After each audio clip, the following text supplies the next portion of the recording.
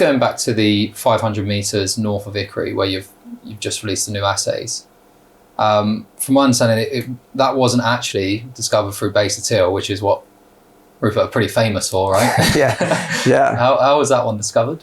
We understand very much the limitations of Beta Till. It's a great tool for finding near surface deposits, but obviously if the deposit hasn't come near to the surface, you're unlikely to find it. And so earlier this year we did a deeper level geophysics program over Ickery and through up to Haina Central and all the way to the west. It's in conjunction with the neighbouring company B2 Gold doing the joint venture. So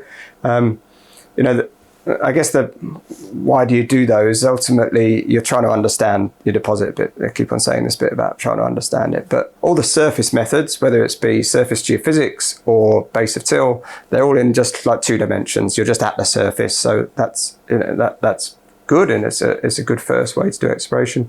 But the drilling obviously helps you see in 3 dimensions, but you can't drill everywhere. And that's just because they're just needles in a haystack, to think of an analogy, just incredibly large haystack as well. The reality is you're trying to use the geophysics to help you look in that 3rd dimension and try and understand the geological setting in that 3rd dimension. So the drilling that we did at Ickery North, I mean, initially it was really just to test that geophysical model, because we had this chargeability anomaly to the north that we could see in the geophysics, and we modeled it out a bit, and we thought, that has similarities to the Ickery setting geophysically. So we couldn't unfortunately drill the bit where that comes near to the surface.